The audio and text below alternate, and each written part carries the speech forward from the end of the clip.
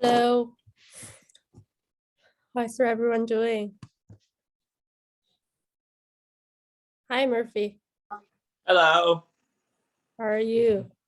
I'm pretty good. How are you? Not bad. I'm actually a bit sick. Uh-oh. I planned it to go to the baseball yesterday, but I because I got sick. Yeah.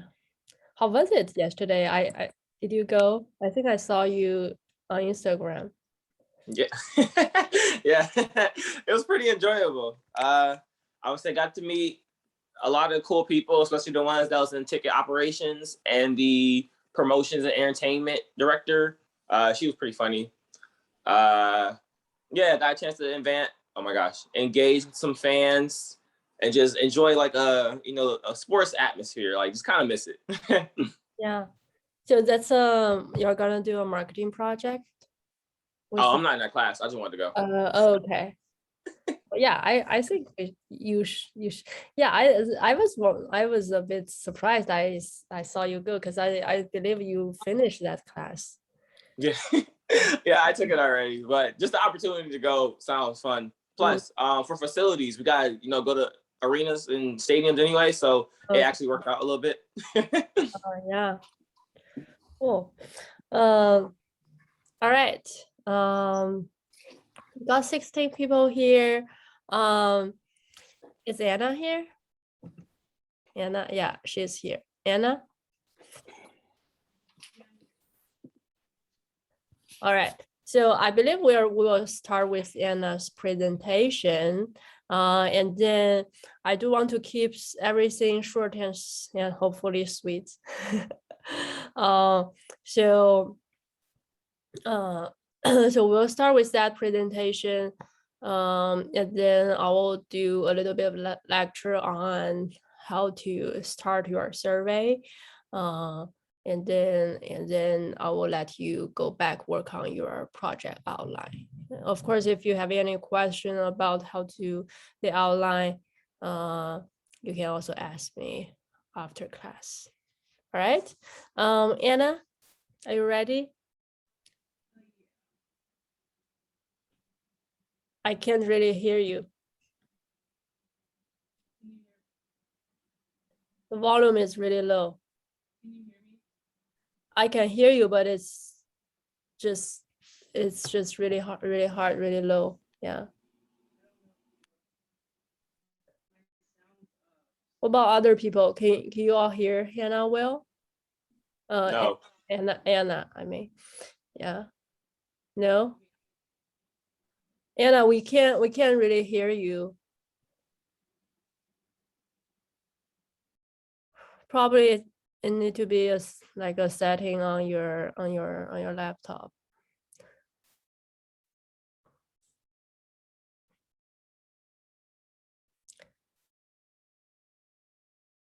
Okay, so Anna, figure that out. Maybe we can start with my part.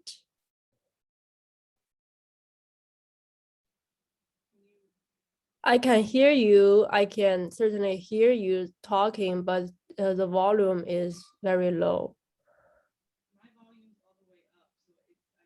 Oh, okay. I can barely hear you. I mean, so do you mind? I can, you can hear me, right, Yana?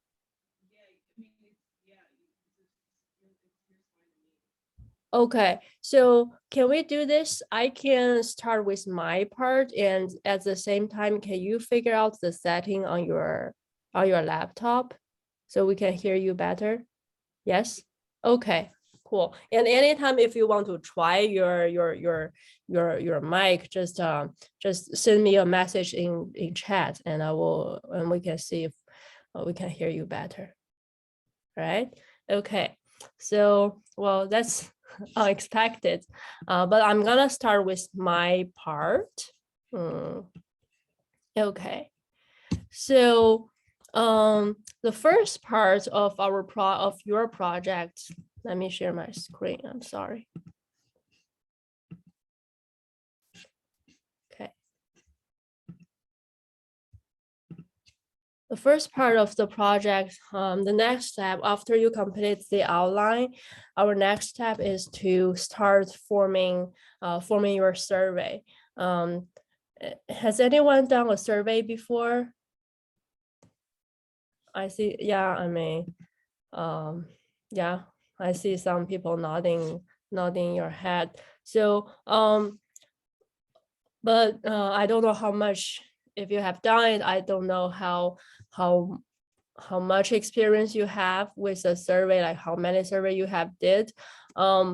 I've done several surveys. Putting together a survey is actually something we need to learn. It's not you come up with some random questions and you decide to put them on Google. What was the platform you have used before to do the survey? Is it pen and pencil? You can put it in the chat. But for our class, I believe we'll do Google Form. With Google Form, I will have to say it's not the strongest. It definitely is not the strongest platform we can use for survey. There are more advanced, more functional platforms such as SurveyMonkey, such as Qualtrics, which is very professional. But for the purpose of the class, I think Google Survey will be enough, will be sufficient to learn the process. Okay, so I want to talk about the basic component of a survey. Let me skip this part. Okay, a survey design, how to design a survey. The typical components, and what many students missed is, first you need to have an introduction. It's as if you are writing an essay and you want to have an introduction. You want your survey takers to know what this survey is about. Okay, and then you move on to all the core questions. I call them core questions. You need to move on to the core questions you want to look at, and then some demographic questions. Okay, so many students would jump into the second part, which is the core question, and that is very hard for people to really get a feeling of what you're trying to do. Okay, because you really want people to think, right? If you are doing something about I think one group, Joe and Brill's group, they are doing intramural sport at ESU. So on the first page, you need to tell people that is why you're looking at it, how you're gonna look at it, those kind of stuff to get people start thinking about your question. Okay, so the survey introduction. Here. The survey introduction is a place where you give respondents basic information about what your study, what this survey is about. Another thing is that you need to tell people how the confidentiality of the responses will be protected. So this is almost like when you are trying to, such as sign up for a Facebook account or any social media account, or nowadays when we download an app, they will ask you, will you allow us to have access to your information? We need to be very conscious of how we want to protect people's information. For example, in your survey, you may ask people about their income information. In some cases, this may not apply to your research, but think about if you are doing a research about politics and people's political opinion.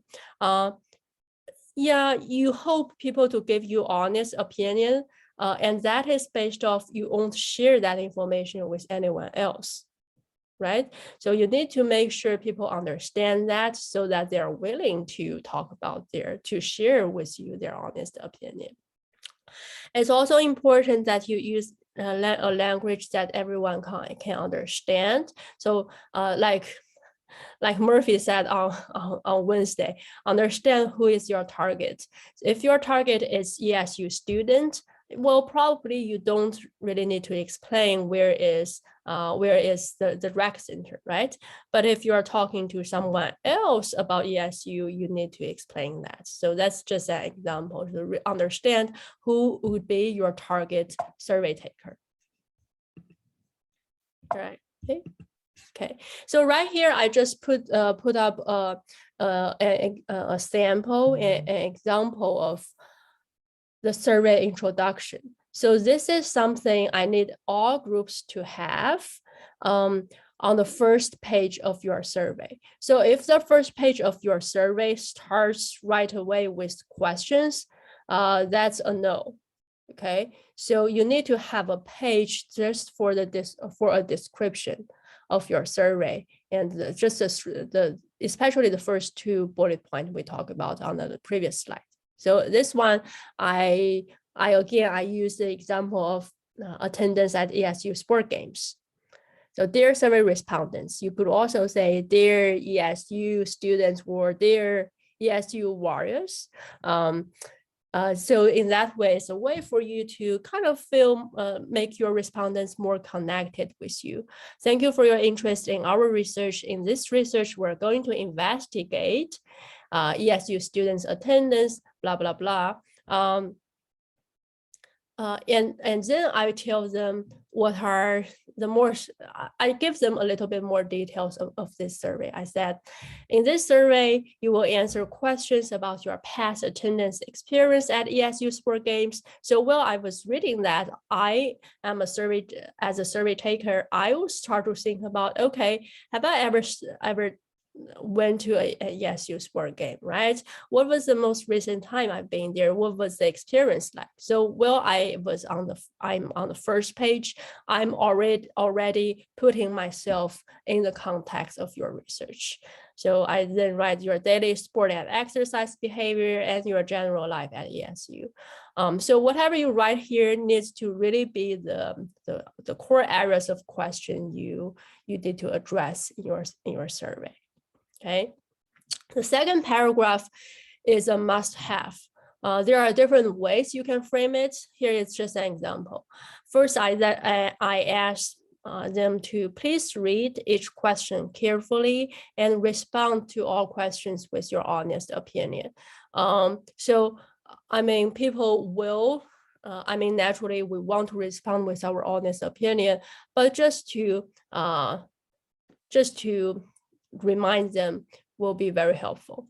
The next sentence is very, very important. Your answers will be kept confidential and non-identifiable. All right. So every survey, as long as the survey, the way you will analyze the survey is to use the summary approach, which means you will not say, okay, let's say here is Anna, and here is what she said. We rarely do that because in that way, the information becomes identifiable. And that kind of, you are not protecting people's privacy. So by keeping their answers confidential, it means you won't release the information to people who are not really the audience of your research. For this class, it means you will not release the data to other groups. The information will just be shared among members within your group. Okay. However, of course, when you do the presentation, you're going to present a summary or the result of your data, but not the actual data itself. That is what we mean by confidential.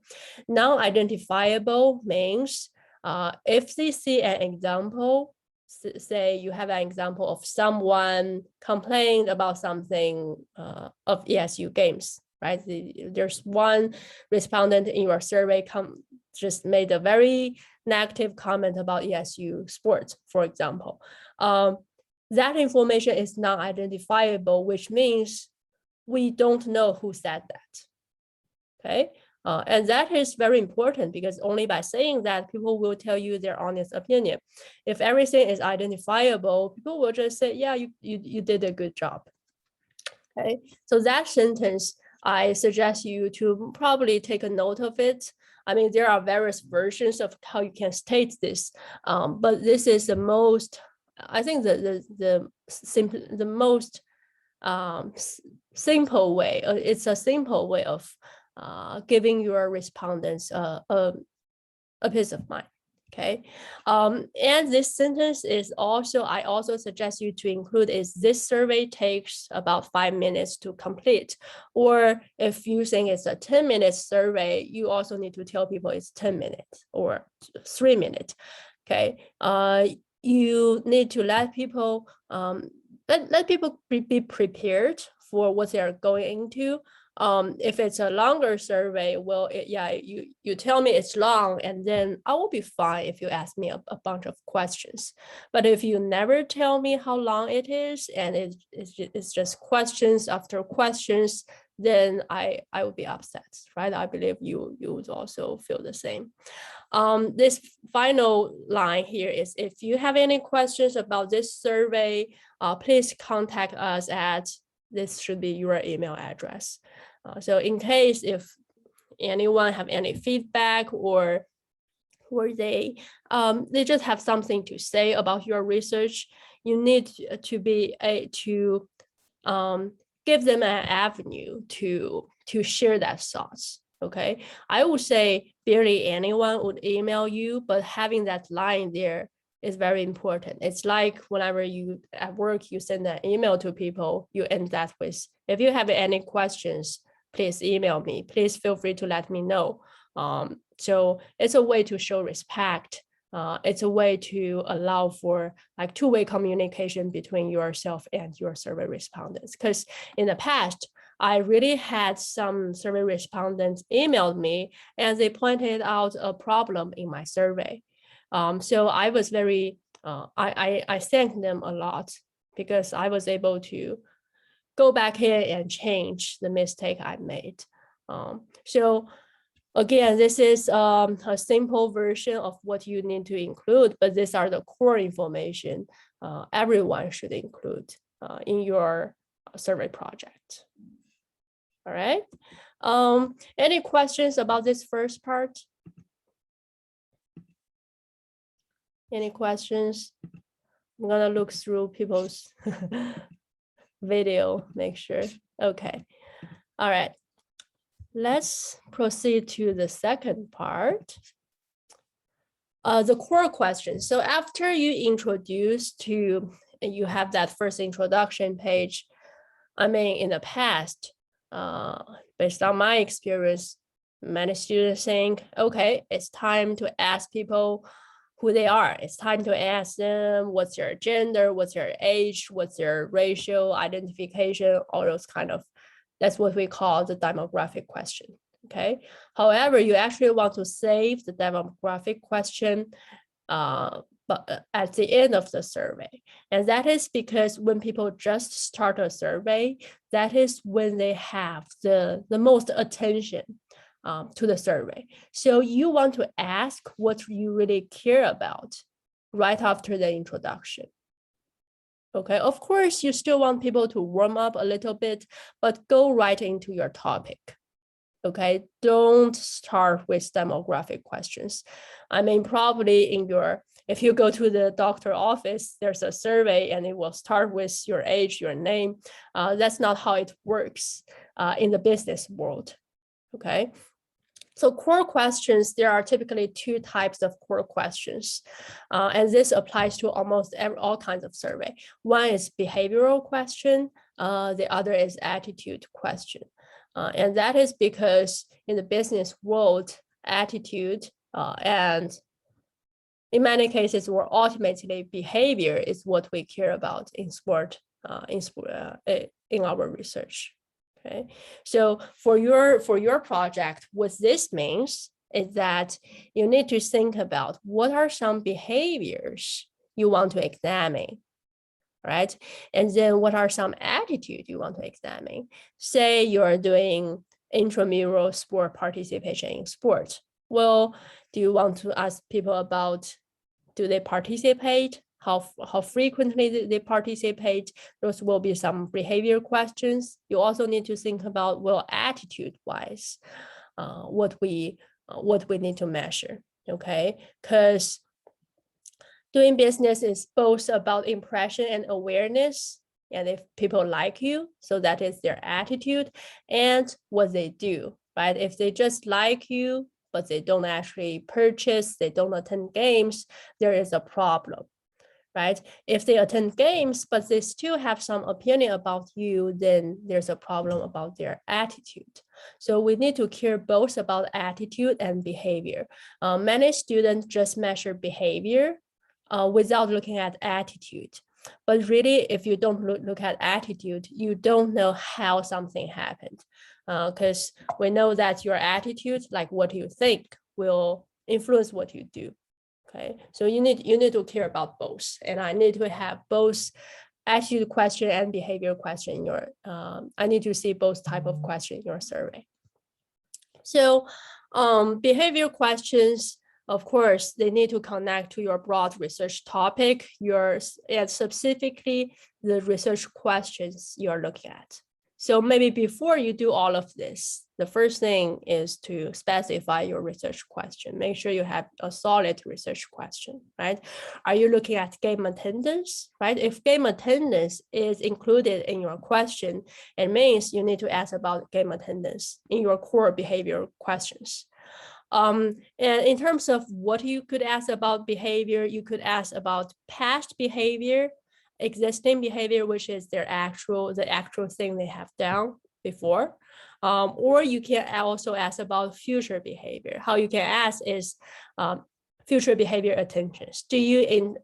Are you planning to attend games? Are you planning to exercise more? We know that's not real behavior yet, but it's still about people's behavior.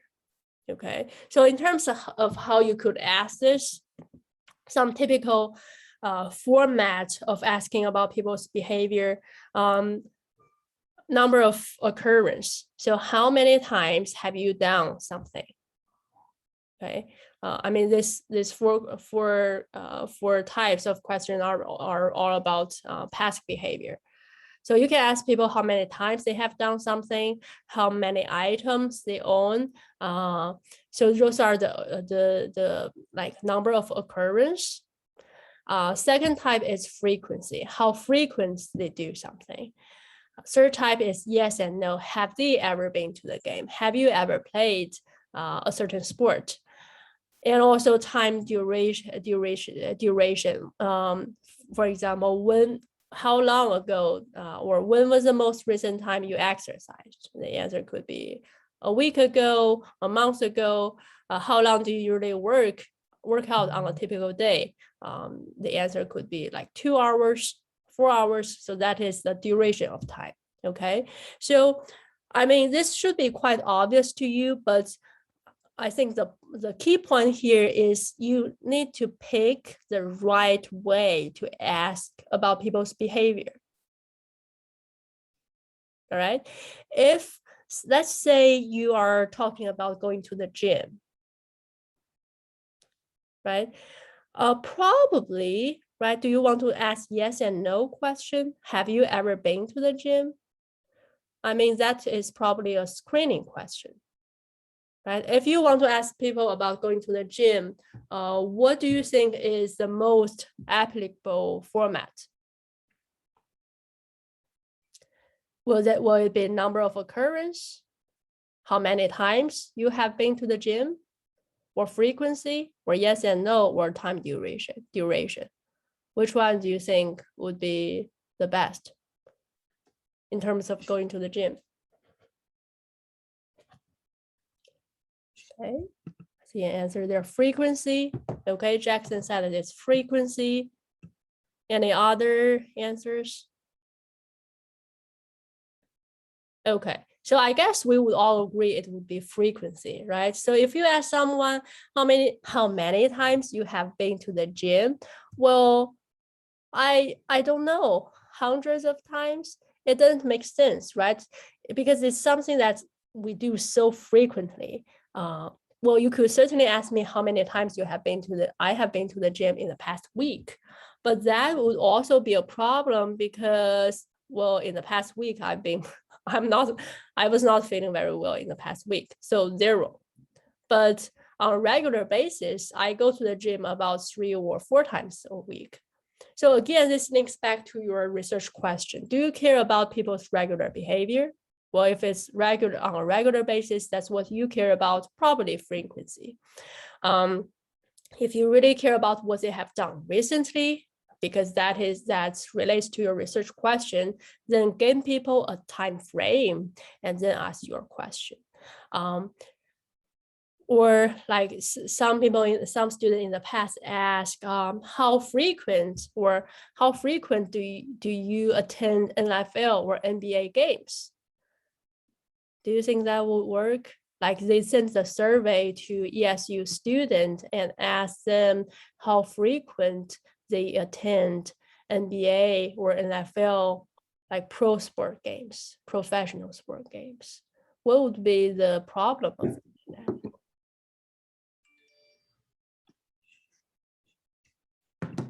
Well, hear my question. So if you ask ESU student how frequent they attend NBA games, do you think it's okay to ask that? I don't think you're gonna get much of like a true response because you're asking ESU students about an NBA game when we don't have any real NBA teams very close to here. So it's a very, broad question to ask to such a tough audience, I'd say. Yeah, it's hard for people to answer, right? Even when you provide some options, even when you say once a year or once a season or twice a season, it's hard because, I mean, for myself, I'm not a student anymore. I'm supposed to be able to afford going to more games, but I've been to 2 NBA games for my entire life up to now.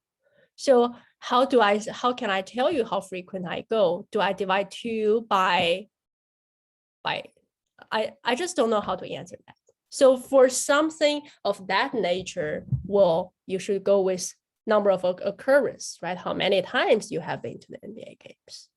Okay, so I mean, I know you probably feel that, all right, it's just so straightforward, but okay, when students make a survey, that is the type of question, that is the type of problem that always pop up in the survey. Okay, the format of how you ask a question doesn't really go well with the information you're looking for. I think the best way to solve this problem is just to take the survey. You go into the survey and take it. Share the survey with your classmates, with your parents. See if they think the question makes sense, and then you will find out. All right, let me finish this slide, and I will see if Anna is ready for a presentation. Attitude questions. Attitude questions tends to be a little bit more tricky because, say, in sport, by attitude, many times we're asking things like satisfaction. If you go to the games, how satisfied you are you a loyal fan? On 1 to 10 or 1 to 7 scale, how would you rate your loyalty to a team, a sport identity? We call them construct based. So each of this, like satisfaction, loyalty, and identity, they are not tangible. They are not observable like attending a game. Right? There's something, they're more psychological. Yeah, so we call them psychological or psychology-based construct or concept. So the first thing you need to do is you really understand the construct. Okay, what do you mean by loyalty, such as, and then it will decide how you will ask the question. Some people think loyalty means you go to their game frequently. Well, some people don't think so. Some people think loyalty is feeling feeling upset when the team lost. So there are different ways we can define loyalty. You need to know what is your definition, and when you ask a question, the way you frame the question needs to be consistent with your definition. Otherwise, the questions you have on your survey won't really answer your research question. Okay, so my suggestion here is that borrow questions from other surveys. Don't invent questions. Of course, a simple question like on a 1 to 7 scale, please rate your loyalty towards the Sixers. That is a very simple question. You can certainly utilize that. It won't take lots of space on your survey. But here is where academic research kick in. Okay, go back to some journal articles. Journal articles examine this specific construct you care about and see what items they have also used. Those authors, those researchers have used in their survey, because those survey items, how they frame the question, what type of language they use, have been tested again and again, and this multiple research have shown that these are some valid, good, solid questions. So don't reinvent the wheels. If you already have things, if there are already something out there that measures satisfaction and tells you the different aspects of satisfaction, then don't come up with your own question, which might not be as good as the ones we already have. Okay, and here I would say is where I can help you, because you may not be very familiar with the literature. Okay, but I first need to know from you what construct you want to look at. Okay, you tell me what construct you want to look at. I then tell you, okay, read this article, or here are a list of items you can consider. Okay. Well, I'm gonna show you some questions that students in the past used. We're gonna go back to this, I think, in the next lecture. Sorry, I'm pretty sick.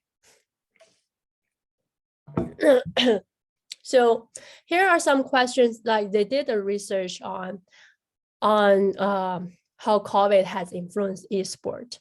And here are just some questions that they had on the survey.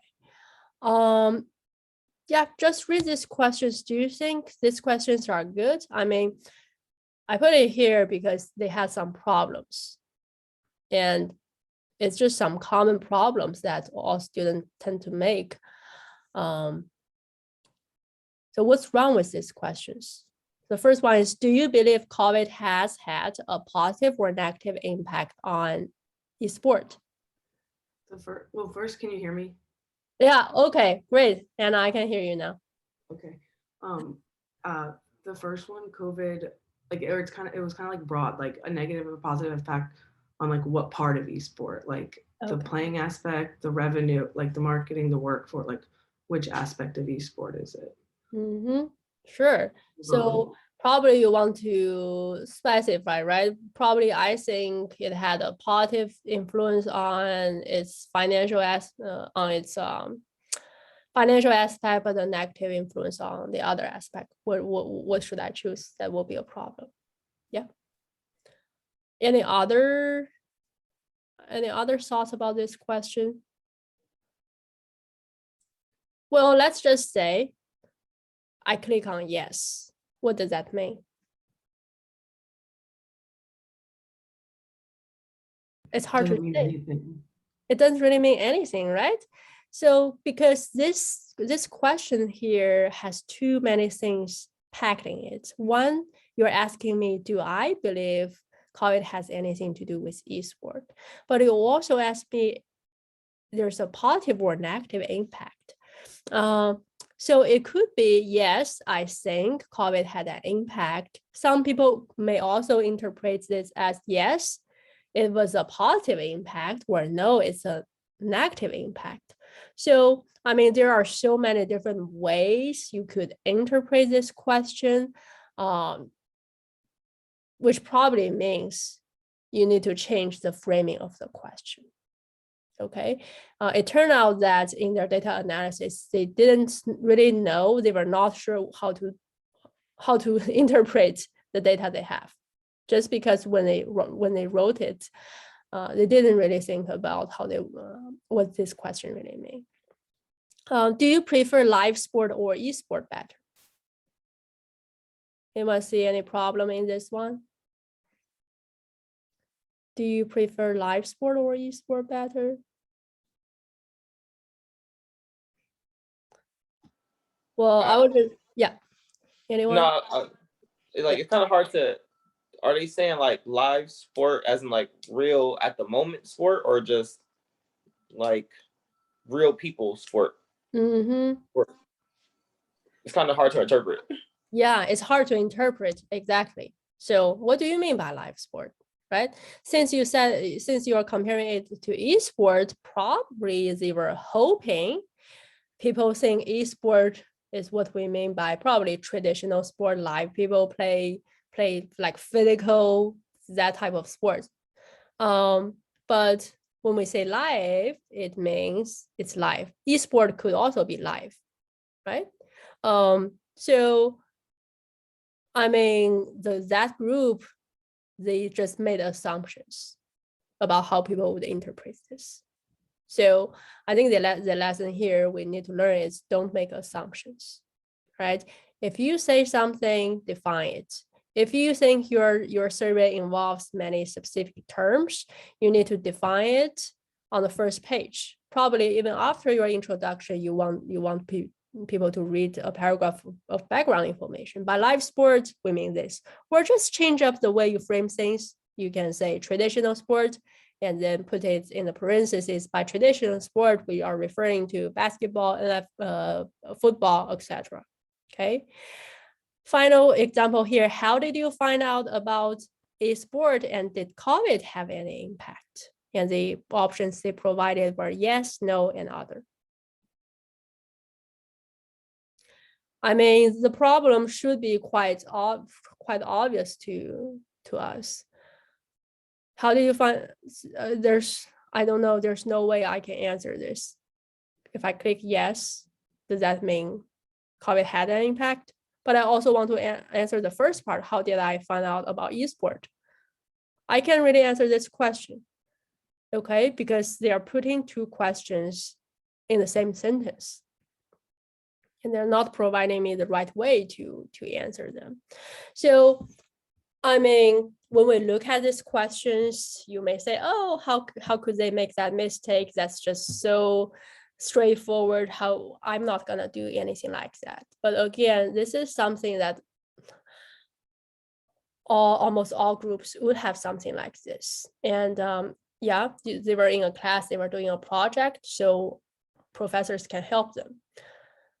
If this happens in the workplace, well, think about what would be the consequence. There are actually some techniques, some kind of tips I could give, but let's start with building maybe the first part and coming up with core questions, and then I can help every group to kind of make your questions better, make sure everything makes sense, right? So of course, work on your outline, but start to think about your survey. Cool. Any questions? Or I think Anna should get started. We have about 13 minutes. I'm sorry. Am I good to? Yeah, you can share your screen.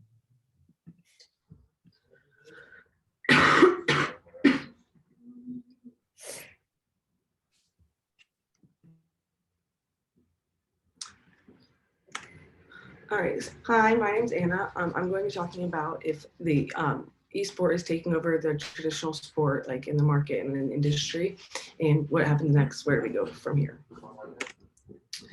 So to start off, what is eSport? It's a multiplayer video game played competitively for spectators, typically by professional gamers. It's played all over the world between men and women, so it's not where men have to play men and women have to play women.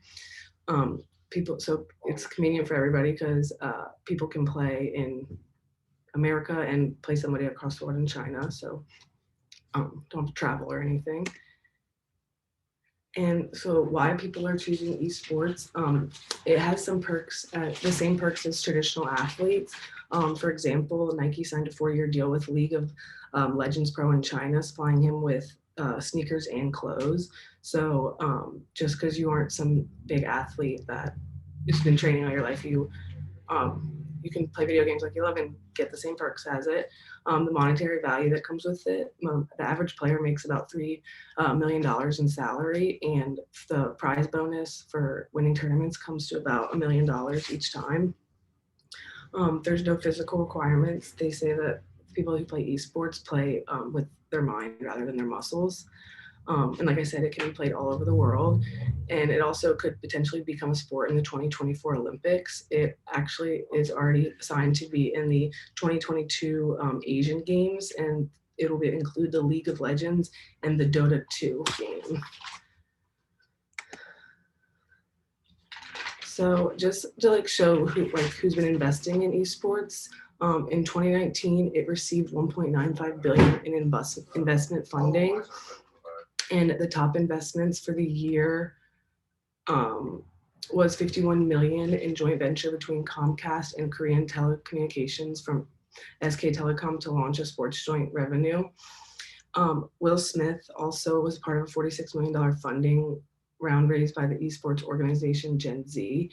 And also majority of the revenue, which is 822.4 million, comes all from media rights and sponsorships. And so now, like going in with all this information, where do we go from here with esports and traditional sports?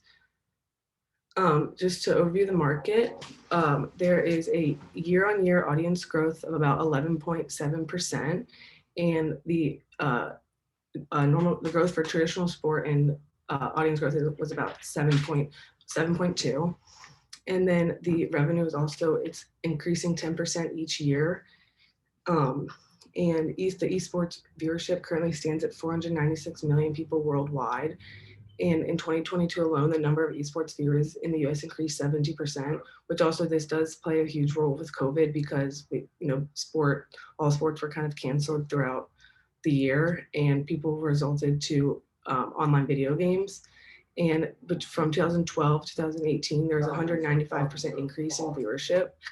And you can see on the charts on the side here, esports already has a significant amount more viewers than the other 4 major leagues, MLB, NBA, NHL, and MLS. And the fan growth continues to grow at way more of a rapid pace in the esports world than traditional sports. Here is a chart, like kind of just showing the viewers from the NFL game that had in 2019, it was 124 million, and then the League of Legends had 58 million viewers, more than the MLB, NBA, and the NHL. For digital viewers over here, this chart on the left, it has the digital viewers for the specific games, breaking it down, and the Fortnite and Overwatch, League of Legends all had higher views than Thursday night football, opening night football games. So what comes next is this could assist other marketers in the sport industry, allowing them to kind of combine the two. So NBA did sign a deal with Take-Two Interactive Media Company to make an NBA 2K league, and it's basically basketball, but through like a gaming control system. And then also FIFA has the E-World Cup. So it's all it's just like basketball is all through video games. And with all this, the major league companies could make their own version of the video games and like have tournaments in their stadiums. So it's kind of, they have the esport version of basketball or baseball, and then the sport version, and they can like have tournaments and combine the like at an MLB game, have in one room, like a room separate, I want to say, with like video games that has the MLB game for to say. So they have like the best of both worlds kind of and piggyback off of the information that they're getting. And also it has many opportunities for all parties because it, with the rise in technology and social media streamings, many new sport companies are able to bring in these new technology and revenue bases, like kind of going on, bringing in their sponsorships to put the two together almost to work as one. But overall, I don't think there's a problem with all of this in the esport.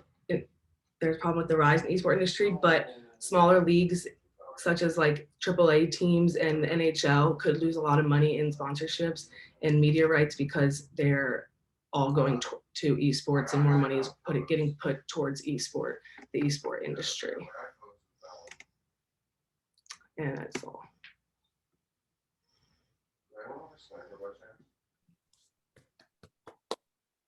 Thank you, Anna. Any questions, any discussions? I mean, esport is something that, especially during the COVID, got even more relevant to our industry. I do believe it's probably an area we should consider. I mean, many of us are still, most of us are like to stay with traditional sport. But we might also consider the opportunity in sport. It is very competitive. So I got someone I know from Temple. He do research and he has several connections in the esport, in the esport world. Yeah, Sixers, they were doing lots of things in esport. And they said that the main area in esport, like for our student, would be sponsorship.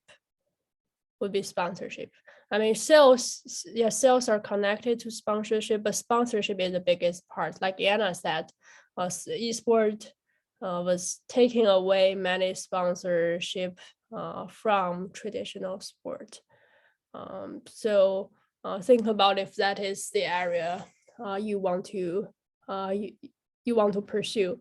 It is competitive because I think he told me an entry-level position, people who hand in their resume has 10 years of experience for an entry-level position in esports sponsorship. But because of the money that is involved and because it's relatively new, probably if you can get into it, you can help to define the industry. So, I mean, I guess that's what makes it more attractive to some people comparing to traditional sport. Okay, good presentation. All right, I guess that's all we have for today. Unless you have some questions about the outline, you can stay and ask me. If not, I will see you next week in our group meetings. Okay, so keep in mind the time you need to meet with me, and I will see you in my office. Right? Everyone have a good weekend. You as well. Bye. You as well. Thank you.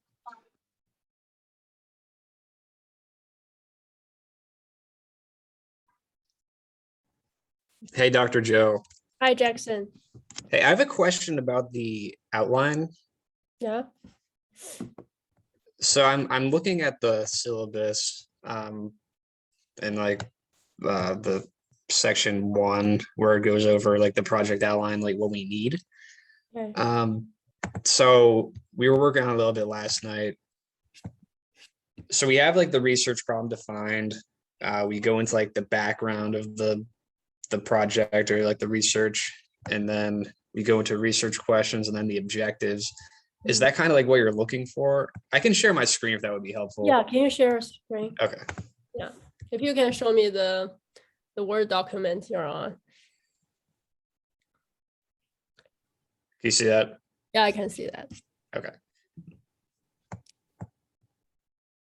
yeah, so we have like the research problem that we've defined. To hire and maintain staff. Okay. I mean, for research, I see you have a list, yeah, objectives. Because we weren't really sure like what to do for the outline. So, yeah, you can keep all of the questions. When you actually start to do the research, I want you to kind of focus on no more than 4, I think maybe 3 of the questions. But Okay. for now you can keep all of them and we can narrow it down further. I probably will need, so say you said the inability to hire or maintain staffing. Well, yeah, I mean, I understand that you need to give me more specific information about it. Like, what are the specific problems? Did their staffing number went down?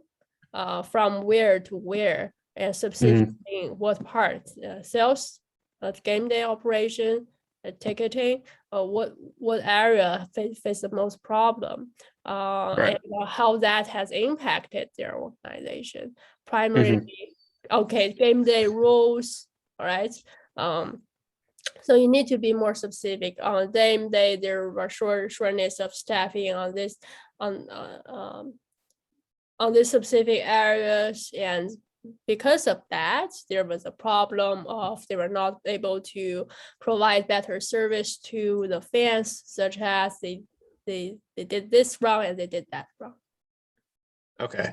No, so just be more specific. I mean, when I read it, I need to feel okay. There's something going on. You need to tell a better story. Okay. Through like the background, I need to do that. You can either put it in the background or objective. I mean, Okay. I'm not looking into, okay, you did this part, you put the information in the right part. I'm more looking into overall. Are you helping me to understand the problem? Mhm. Yeah. Okay, so we just need to add more information to like define the problem further. Yeah. Okay. Severely understaffed. Okay. So probably you want to look at your, yeah, I mean, this is not my the area that I have expert. This is more of administration area, but we can certainly work on this. Yeah. Okay, but I mean, this isn't like an awful outline. Okay. Like this is like it's a decent outline, right? We're not completely off like the path. Yeah, I mean, it has definitely have a good formatting, and can you scroll down a little bit? Yeah. And read your objectives. Yeah, I mean, we were like struggling to develop the objectives. We just weren't really sure where to go with it. You don't have to put things in different sections. I mean, it definitely helps. But don't. I mean, I understand when I write an essay, sometimes I don't. Okay, should this go to the background or objective? Just I think write as much as you can. Okay. Yeah, don't be bothered if this is an objective or not. I think it's at this stage it's more about give background information and pointing to a problem. And when we have the problem, of course, combining with the questions you will have a good sense of what's your objective. Sometimes the objectives and questions are basically the same. So probably I think you need to work on the background part a little bit more. Okay. Yeah. All right, that sounds good. Thank you. Yeah, does that help at all? Yeah, it does. Okay, cool. Glad to hear. All right, thank you. Hey, no worries. Have a good weekend. Have a nice weekend. Yeah, bye.